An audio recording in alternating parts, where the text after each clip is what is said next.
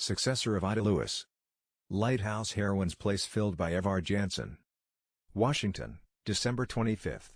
Evard Jansen has been promoted to be keeper of the Lime Rock Light Station, Rhode Island, in place of Ida Wilson Lewis, popularly called the Gray Starling of America, whose death October 24, last, closed more than 30 years' continuous service, filled with heroic deeds and crowned with universal fame.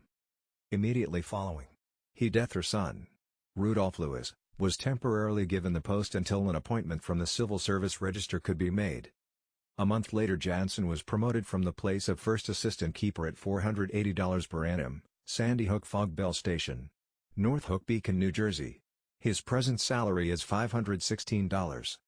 Jansen was originally appointed March 1, 1907, from the Civil Service Register as keeper of the Musselbed Shoals Light Station, Rhode Island. He was transferred December 24, 1908, to First Assistant Keeper Montauk Point Light Station, New York. Next on September 38, 1909, to Great Bells Light Station, New York, and again May 19, 1910, to his first position. Ida Lewis was born in Newport, Rhode Island in 1842. Her father was appointed in 1854 keeper of Lime Rock Light Station.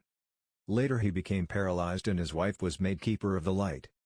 Ida, the eldest of 4 children, was obliged to row the children to school and the supplies from shore to the lighthouse, which is situated on a ledge of white limestone at the southern entrance of the inner harbor of Newport.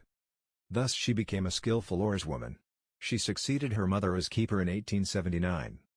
Her first rescue was in September, 1854, when she was but 12 years old, and 4 young men were indebted to her for their lives.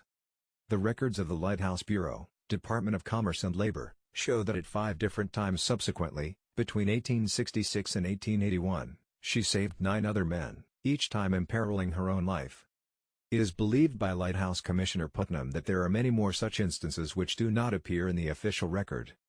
Medals, money, legislative assembly resolutions, and finally a gold life-saving medal by Congress, were at various times given her in recognition of her heroic service.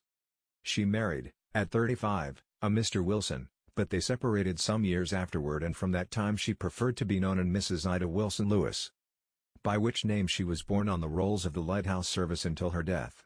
Mr. Lewis is usually referred to as the Gray Starling of America, but what Mrs. Lewis did really required far greater personal courage and skill than was shown by the English heroine.